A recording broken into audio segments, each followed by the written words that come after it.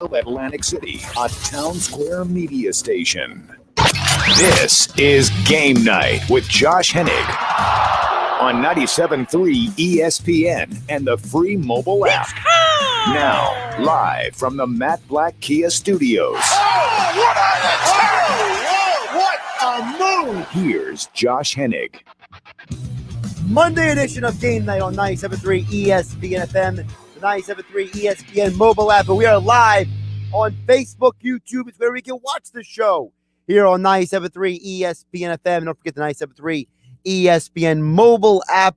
It's free. Thanks to First Bank of Seattle City. Glad to have you guys all on board the show today. Sixers, Hawks tonight. Coverage begins at 7 p.m. It's the pregame show. And then Tom McGinnis takes over with the call right here on your home for Sixers basketball in South Jersey. 97.3 ESPN. Jason Blevins is going to join us coming up at 6:20 to get more into how are the Sixers slowing down Trae Young. How have they been able to have success? They can continue to have that success tonight without Danny Green. Remember, no Danny Green for at least the next few games moving forward. I wouldn't expect to see him again for the rest of this series. They're going to be careful with this. You know, anytime you have a soft tissue injury, you have to be careful with that. You do not want to get aggressive with that kind of situation. So, for me, I have no interest in rushing Danny Green back. I think they can beat the Hawks without him. And, you know, you look at what's going on with the Nets. You know, the Nets saying the same thing, by the way. They don't want to rush Harden back. They don't want to rush Kyrie back. It's basically going to be Durant and a bunch of dudes against the Bucks in Game 2 tomorrow night. By the way, hear that game as well right here on 97.3 ESPN FM. As always, text board is open, 609-403-0973 for all of you listening on 97.3 ESPN FM and the 97.3 ESPN mobile app. If you're watching the show on Facebook, YouTube, and Twitter, first of all, thank you for watching the show. Appreciate you guys having us on board. But if you are watching the show, you could jump on the stream next to you right there as you watch. I see Rodney's already commenting away over on the YouTube channel. Before we get to the Sixers stuff, I got to hit on a couple things here. Obviously, it's a busy news day in terms of our Philadelphia sports teams. I got to start with the Eagles news because that news came down this morning, and you know it felt like symmetry because I talked about this on the show on Saturday, and I played the audio from Adam Kaplan. And I'm telling you guys, I think that there was something to be said for that. You know, Adam Kaplan had for anybody else that Nick Mullens could come to the Eagles. And for them to bring in Nick Mullens, and basically he's replacing Jamie Newman. You go from a guy who's a developmental prospect, a guy who needs a lot of work in terms of development and everything. You go from him and you flip it over to Nick Mullens, a guy who's got 16 NFL starts, a guy who he's a bona fide quarterback in this league. He may not be a great starting quarterback. He's a legitimate quarterback who can play games in this league. And I'm not going to sit here and say that he's going to compete for Joe Flacco for his job. Maybe he is. I don't know. Maybe there's something to say for the fact that you bring in Nick Mullens to push Joe Flacco as your backup quarterback, to not be complacent.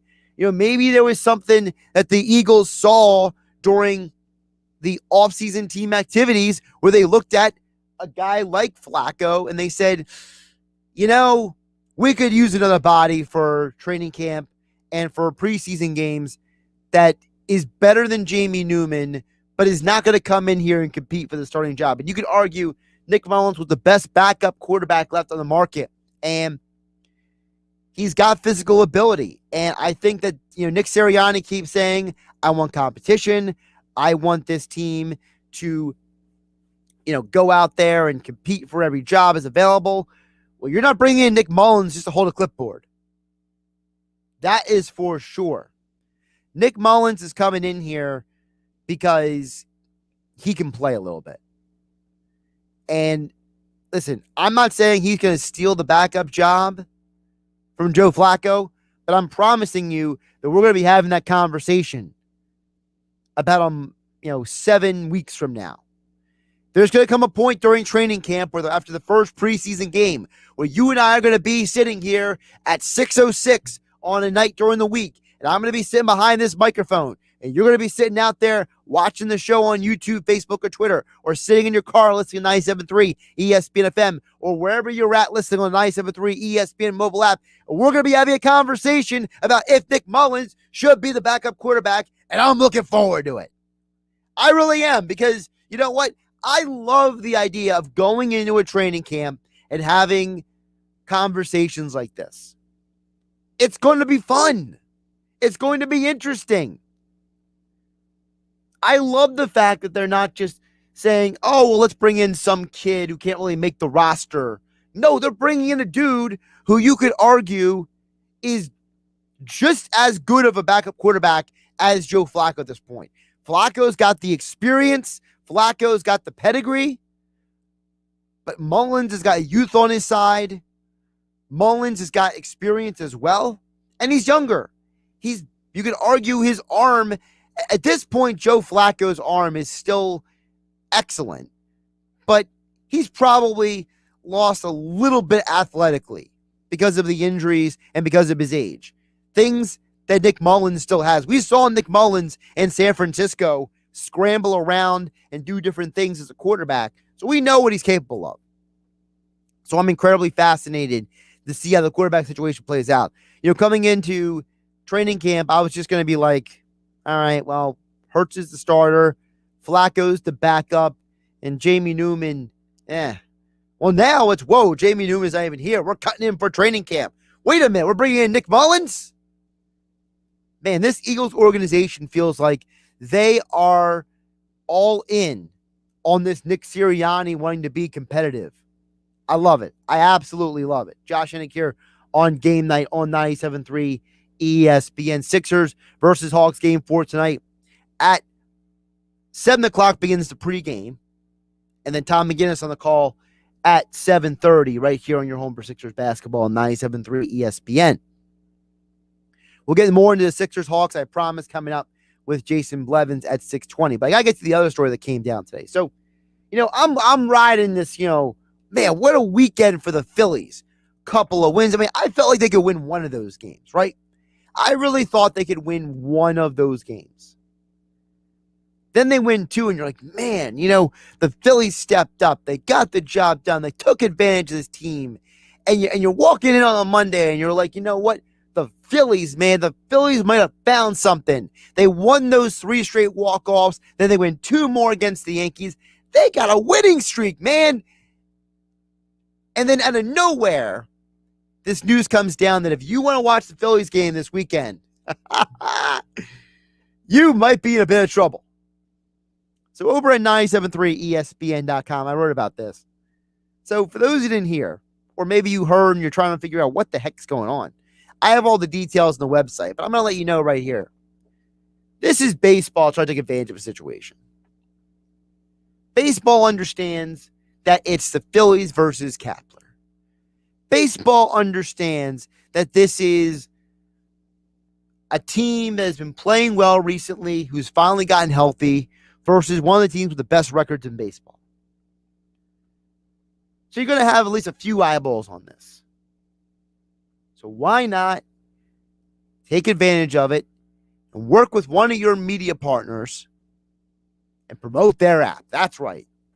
Peacock. That's the NBC Universal streaming platform. For those who are not familiar, this is basically where, if you want to watch things like Jurassic Park or the Fast and Furious movies, or you want to binge watch The Office, or you want to see Mike Florio's Pro Football Talk, this is where you go watch it. All right? And now you're going to have to go there to watch the Phillies and Giants game in basically this mutated broadcast this weekend, where you're going to have John Miller, who you may remember from years being on ESPN Sunday Night Baseball, and it'll be a 3-man booth with John. It'll have the Giants game analyst for NBC Sports Bay Area, Mike Krukow, then the NBC Sports Philadelphia Phillies analyst John Kruk, along with former Philadelphia Phillies player, former National League MVP, and Turner Sports MLB analyst Jimmy Rollins. So you're going to have this expanded, unique booth You're not going to have any games on normal terrestrial television. So no game on NBC 10, NBC Sports Philadelphia, NBC Sports Philadelphia Plus. You can't get it on the My Teams app. You got to have Peacock. And I'm telling you right now, this is going to be a problem for some people. And I'm not going to be one of these people who says, oh, get off my lawn. No, but I'm admitting the reality. There is a level of inconvenience for people that is going to make them uncomfortable. Because if you're not used to using apps, or you don't use applications a lot on your television, whether you have a smart TV or the X1 platform, this is going to be awkward for you. All right? You can't just flip on, what is it? 846 or whatever it is. Let me double check that. I think it's 846 or 847 is the channel. 847. Okay. 846 is NBC Sports Philadelphia Plus. 847 is NBC Sports Philadelphia. So you can't just flip on the normal channel, right? You can't hit the last button. You can't just type in Phillies. No, you got to actually go jump on this app, go find the game on the app. I'll assume it'll be on the front page. At least I would hope so, if these people are smart, but whatever. And if you don't have Peacock already, you got to download it on your smart TV, download it on your device, do whatever you got to do to watch the games this weekend. So it's going to be an inconvenience. I'm going to acknowledge that, and I'm not going to belittle anybody who has a problem with it. Now, here's another side of it. If you're a local establishment who prides yourself in airing all the sports teams, whatever your local establishment is, okay? Wherever you go out to watch your games, I have a place I go every UFC fight to watch the fights, right? Or if you're somebody who goes every place every week to, the Phillies game is going to be on the television, or that the NBA playoffs are going to be on, or whatever you're watching, if you're a local establishment that prides yourself in having the local sports teams, you're going to have to make sure your TV is set up to stream this. This is not going to be on regular cable. You got to make sure that you're set up. So if you got Xfinity, well, if you're on the X1 platform, you better get your TV set up right with the Peacock app. You can't tell your patrons you might have the Phillies game this weekend, and then you got to figure it out last minute. Now, if you have Xfinity X1, Peacock comes free. But if you don't, you got DirecTV, you got YouTube TV. You got a lesser version of your Xfinity channels. Dish Network, Sling. What if you're someone who has Hulu TV, right? What if you're someone who has all the sports packages through Hulu TV? Nope, nada. Gotta get Peacock. And for some of you, look at this as, hey, I pay a lot of money for my Xfinity, my YouTube TV, my Hulu TV Sports Plus, or wherever you get NBC Sports Philadelphia. You may feel like, hey, the world is giving me the middle finger here. So I'm going to acknowledge that this is a legitimate thing that we got to talk about. But as I explained to you guys in the article over at 973ESPN.com, or if you have the 973 ESPN mobile app, you would have already gotten the alert about the article, because I give you all the explanation. I give you all the details in the article about all the layers of this. But at the end of the day, this is about money. Okay? This is about the Phillies. They're getting their regional sports network money no matter what. But this is NBC Sports Philadelphia handing the reins over to their parent company, NBC Universal, and saying, hey, you tell us what to do. Show me the money. That's what Rod Tidwell told Jerry Maguire. This is a fascinating thing we're going to be talking about this week, but all the details are over at 973ESPN.com. All right, we get to the Sixers coming up next. Game 4 tonight. You hear all the action right here on 973 ESPN. And joining me next, Jason Blevins, our Sixers reporter for 973 ESPN.com.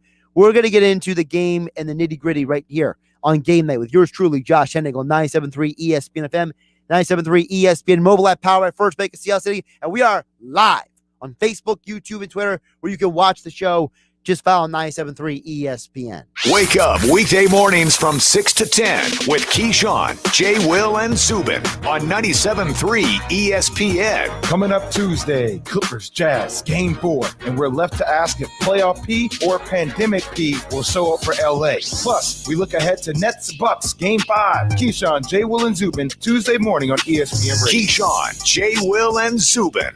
Weekday mornings at 6 on 97.3 ESPN and the free mobile app.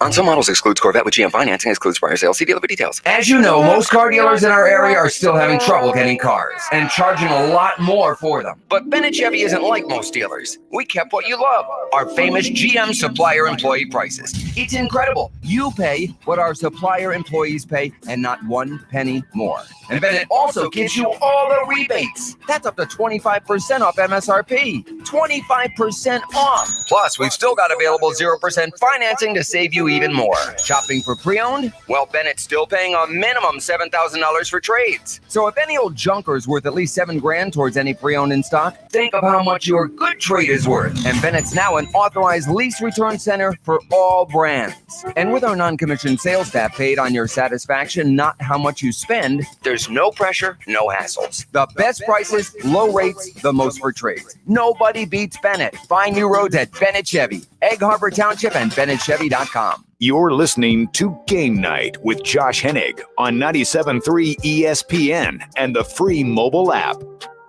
Josh Hennig here on Game Night on 97.3 ESPN FM, the 97.3 ESPN mobile app. We are live on Facebook, YouTube, and Twitter. We will go right now to the Boardwalk kind of hotline. Joining us, we haven't talked to him for a little while, but it is Jason Blevins, our Sixers reporter over at 97.3 ESPN.com. And the Sixers game for tonight. You hear all the action right here on 97.3 ESPN. Jason, how you doing today?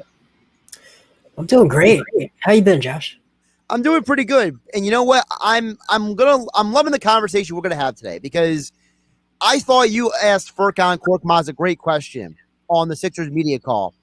Okay. And I don't think that we have talked enough, at least I don't, maybe that's because I'm obsessed with defense, but I don't think we've talked enough in the Sixers conversations about how this team adjusted their defensive approach to take what Trae Young did best and basically confine him to a point where now I don't think it's a coincidence that they beat the Hawks 2 straight games by 16 points each. Yeah, I agree. I don't think it's a coincidence. I don't think it's by accident. I think that heading into the series, whenever I look at a series, I start from their primary playmakers, their stars, and I look at where they're comfortable on the floor. It's one of the first questions I ever ask a player. First time I talk to them is where are their spots. They never tell you. They say that they can shoot from anywhere. But when you look at Trae Young's shot profile, it's very clearly in the lane, extended all the way out to the logo, but it's very much a vertical game, downhill game that he plays.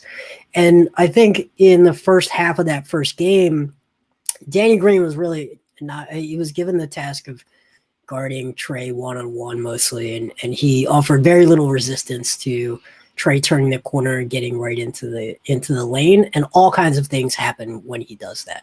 He can lob to the rim, he can kick out to an open three, he can hit you with a floater, he can score at the rim. He's extremely dangerous.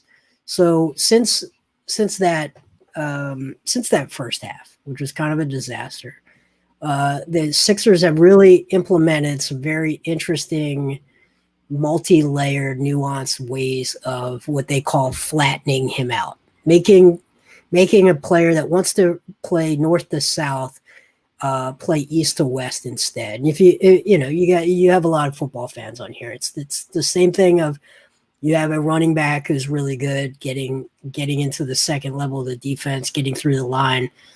You want to turn them into an east-west runner.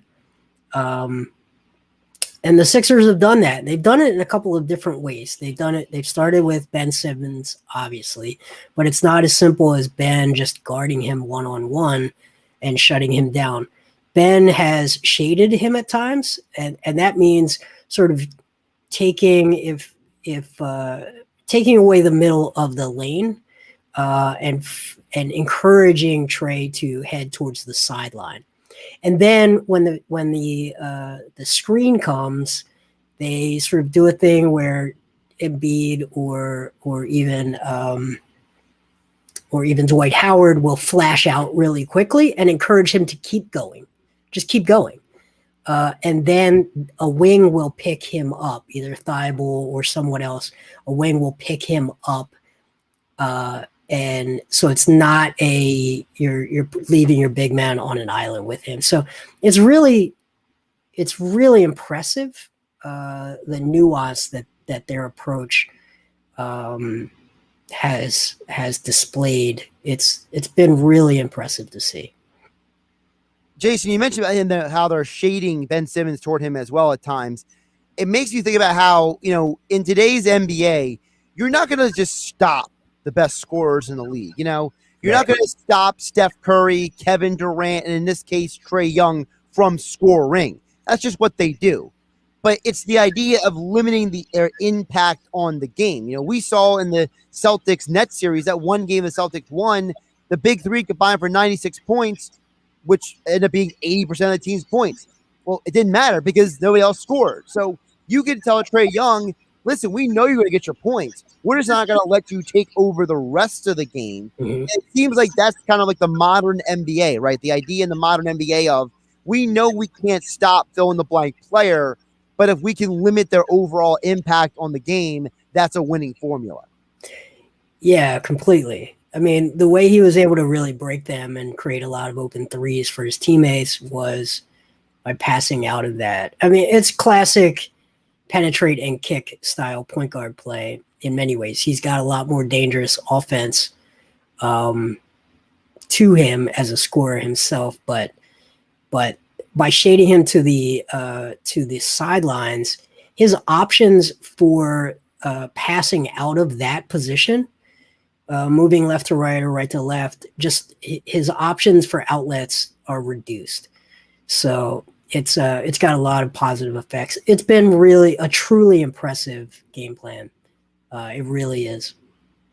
Jason Blevins joining us here on the Boardwalk on a hotline here on Game Night on 97.3 ESPN at J Blevins NBA on Twitter for your Sixers and NBA coverage. Now, with all that being said, I ask you, how much of what we're seeing defensively is the coaching staff strategy and the players executing? Because one of the conversations we've been having the last few days, for at least my audience and myself, is, to me, I feel like coaches get a bad rap sometimes, because if you're the coach and you go out there and give a great, game plan, you know what to do, but the players will execute, then we want to blame the coach. But I can't blame the coach every time the players don't execute. So when they have success like this, how much credit do you give to the coaching and how much do you give to the players? Well, I think in this case, you have to really give a lot of it to the coaching staff. I honestly do. And I think in many other cases, I think you have to give most of the credit to the players.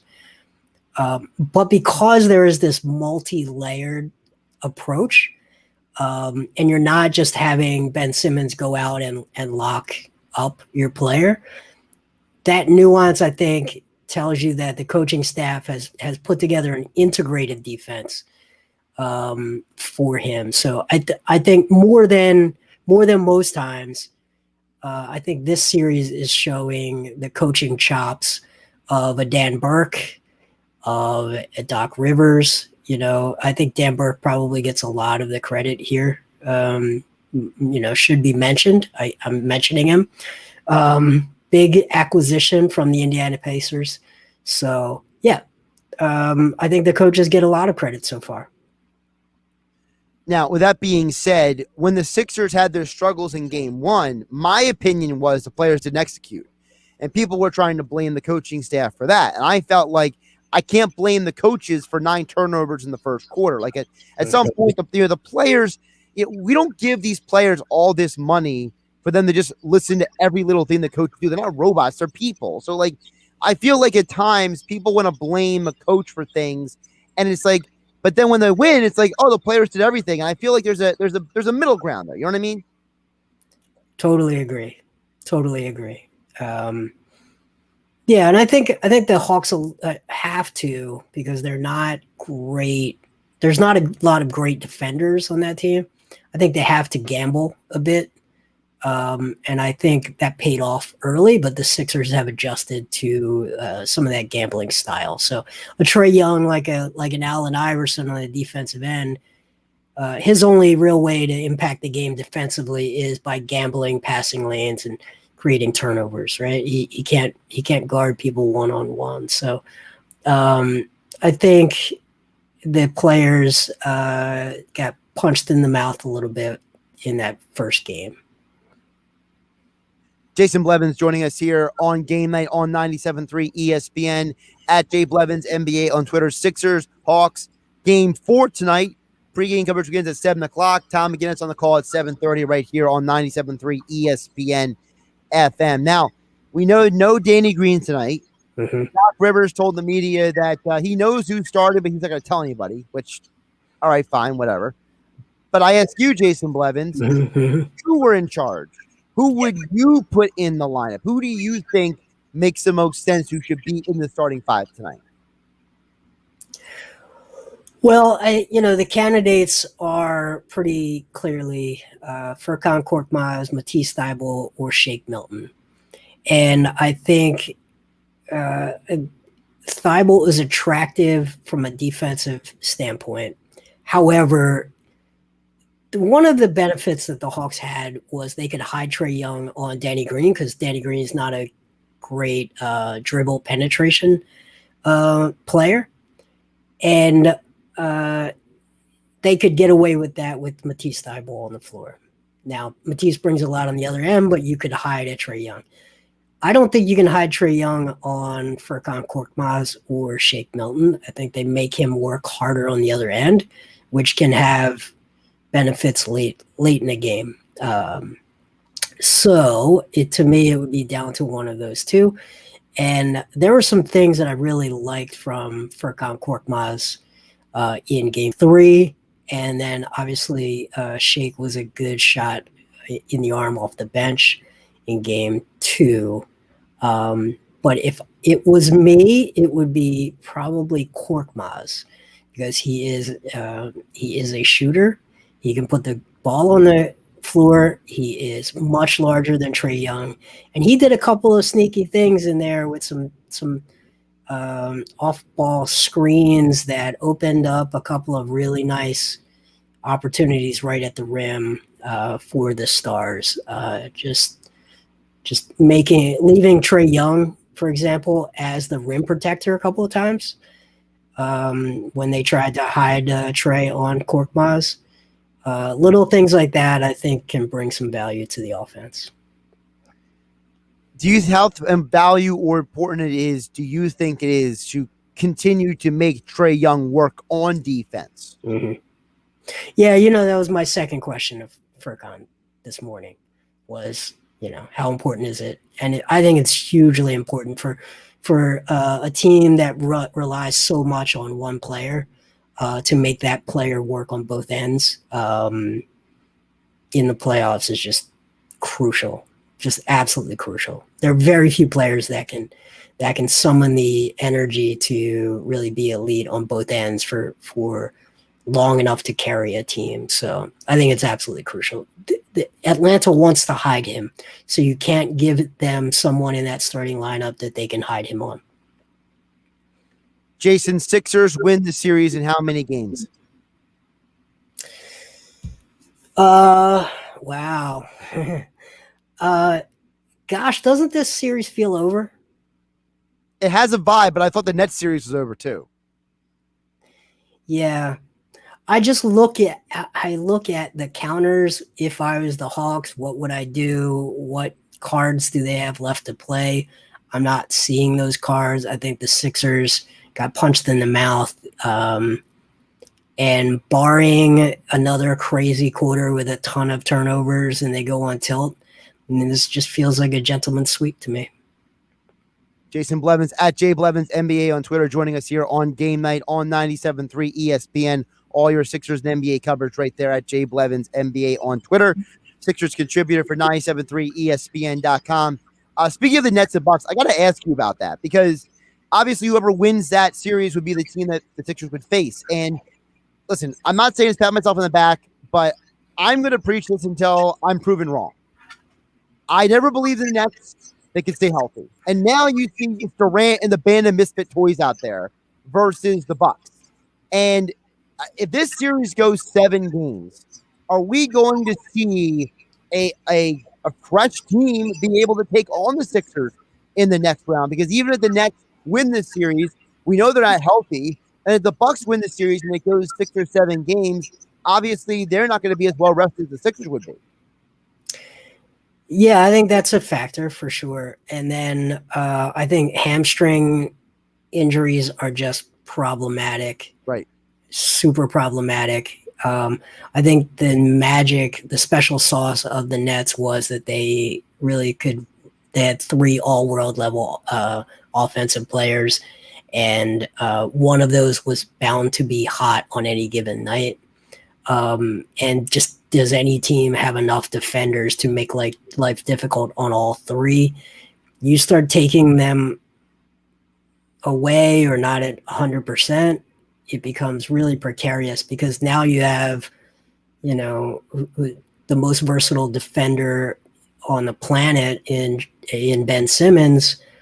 And now you can do a lot of things with him. He doesn't have to try to guard all three of them. If it's just Kevin Durant's going to have some really good nights.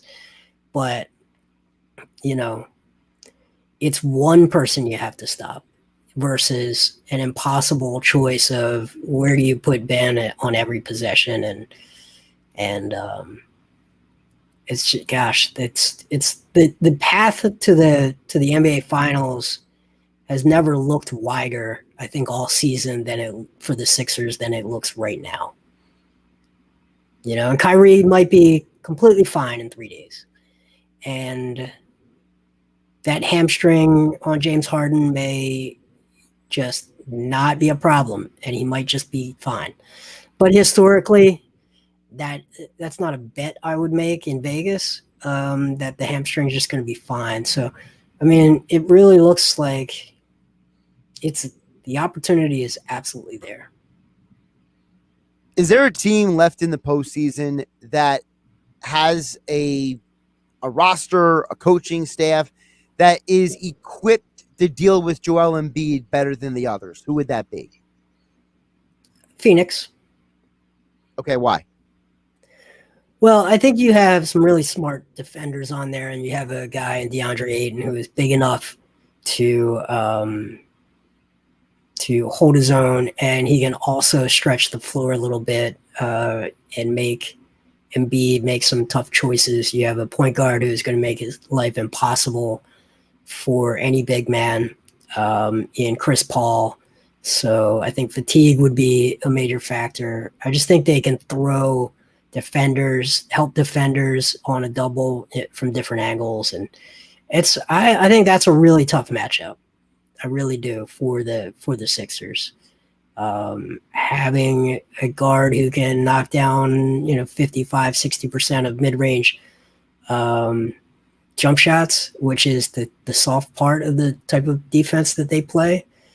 Those are the kind of hills you will die on.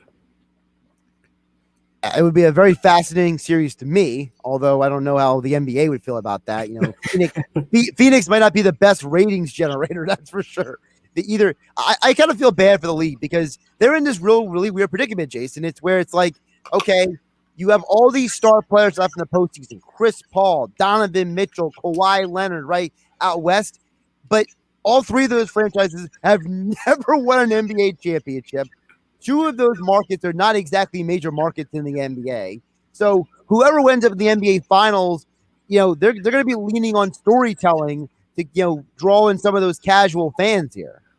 Sure, but I mean, as much as we want to say kids today, I mean, the one thing about kids today is they are less attached to teams and markets than they are to players and highlights and stories. I think you can easily sell Devin Booker to fans. Chris Paul is maybe not a guy that excites casuals. Joel Embiid is obviously an amazing historic level talent. Once in a lifetime. Let's go with that. Yeah. I mean, my comparisons for him change once a year. It's crazy. I have to raise my my expectations. And then you have a really polarizing, great for ESPN, for hot take, first take debates in Ben Simmons, which I think would be really good for the finals. It won't be comfortable for the Simmons family, but I think it would be good for ratings and the TNTs and the ESPNs and seeing the sports radio debate go to a national stage, I think could be compelling for a lot of people. So I'm not worried about ratings for ABC or TBS or TNT. I'm not that worried about it. Well, they should be worried anyway. I mean, the ratings are up 50% over the bubble last year. They're up 10% overall since 2019. So people are watching. And by the way, that's just the terrestrial television numbers. The digital numbers are even higher than that. So I believe it. You know, the young kids are watching. That's for sure. Jason Blevins at J Blevins NBA on Twitter for all your Sixers and NBA coverage. He's got all of his work over at 97.3 ESPN.com as well. And as all guests, he appeared on the Boardwalk on the hotline. Jason, always appreciate you jumping on the conversation. Yep. Thanks, Josh. Josh Hennig here on Game Night on 97.3 ESPN. Great stuff from Jason there. We're going to get to your thoughts and comments next. 609-403-0973 is text board to get on the conversation. I see a comment we are going to get to from Ryan in the Villas. Also, we are live on Facebook, YouTube. We've got a couple comments from Rodney we're going to get to as well coming up here as we wrap up the show right here on Game Night on 97.3 ESPN FM and the 97.3 ESPN mobile app powered by First Bank of Sea Isle City. It's Sixers playoff basketball tonight on 97.3 ESPN with the voice of the 76ers, Tom McInnes, calling all the exciting Sixers playoff action. He got the rebound, and he puts it in, and he was fouled by Capella. It's Sixers Hawks Game 2 tonight. Coverage begins at 7:30. Philadelphia 76ers playoff basketball on your radio home of the Sixers in South Jersey, 97.3 ESPN FM.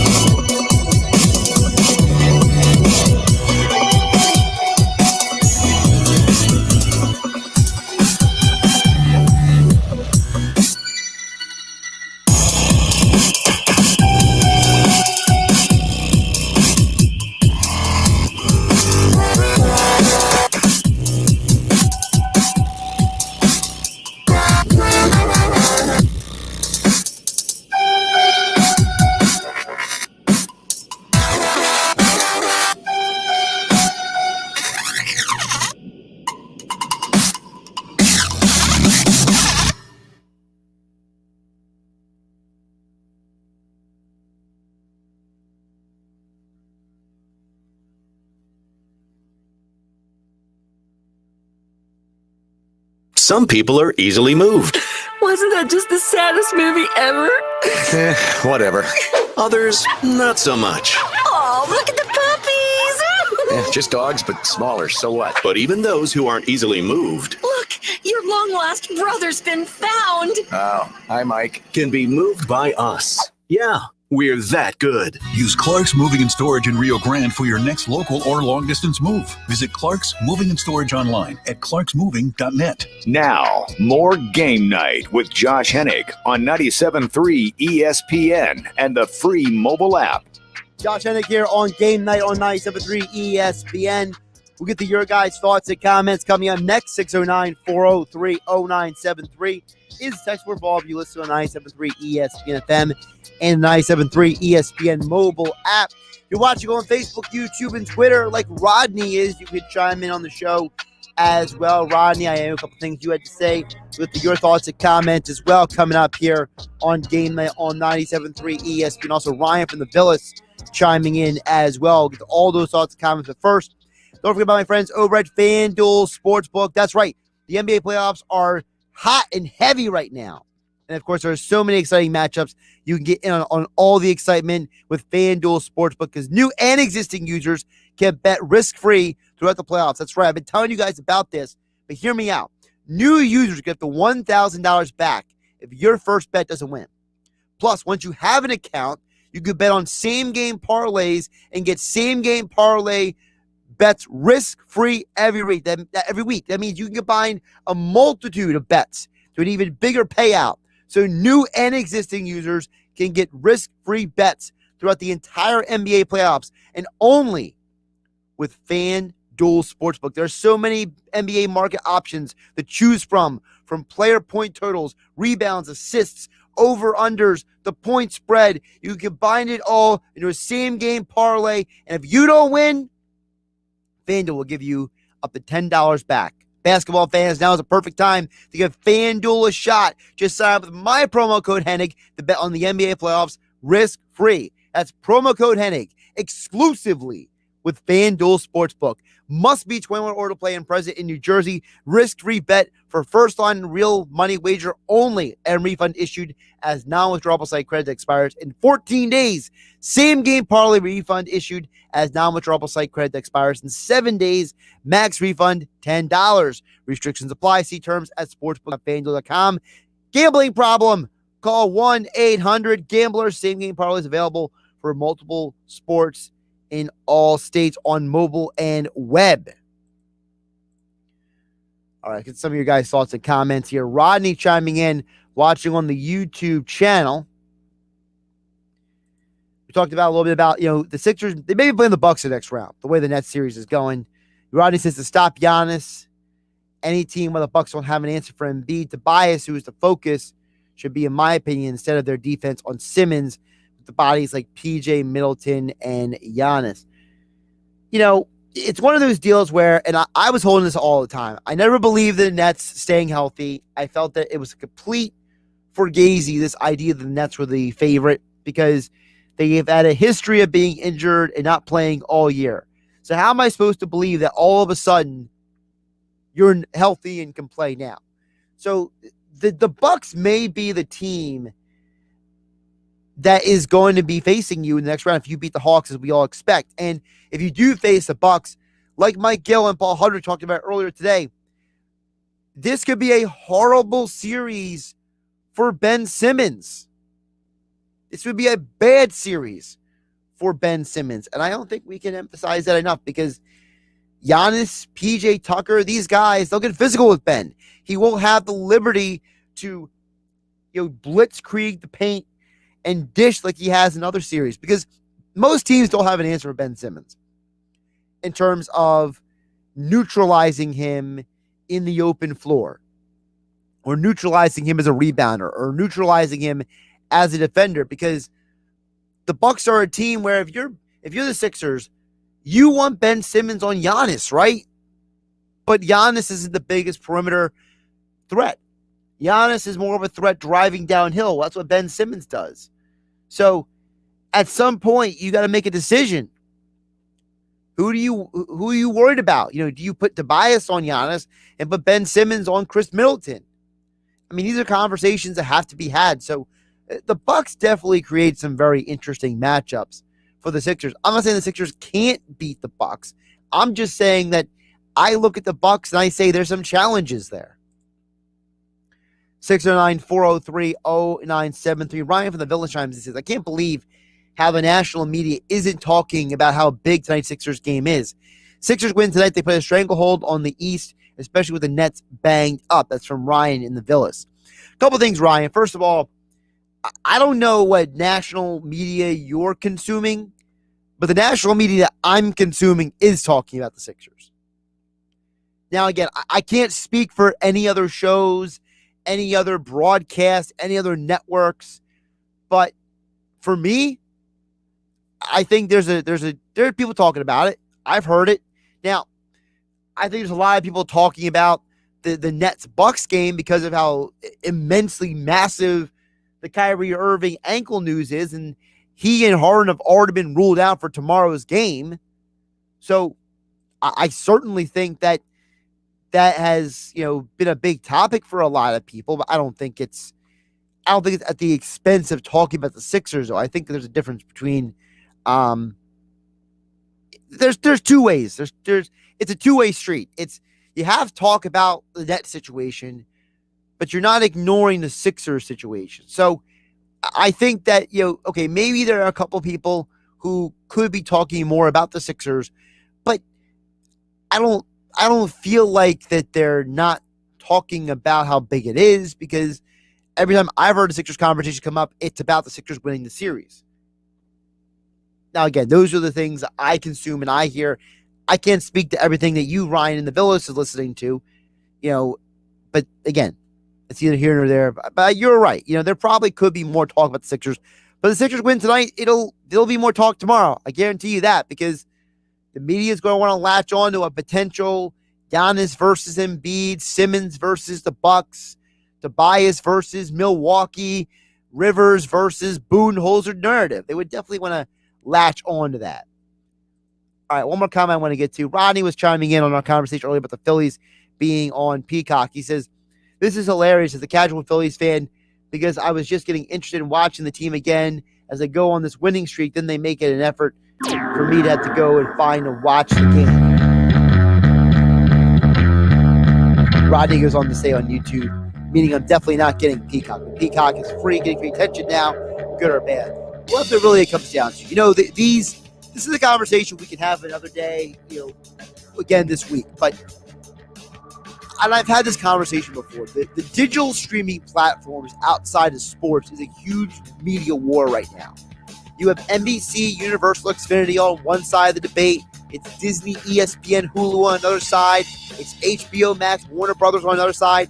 It's Paramount Studios, CBS, Viacom on the other side.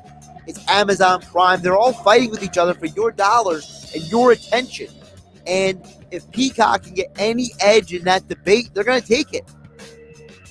Sixers, I think they win tonight versus the Hawks. Coverage, pregame, next, 97.3 ESPN FM.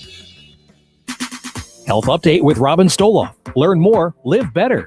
Lack of sleep doesn't just make us tired. It could also be making us gain weight. When we don't get enough sleep, we move less and our metabolism slows down. A slower metabolism reduces the number of calories our bodies use. Being tired can also increase our appetite and affect our food choices. Studies show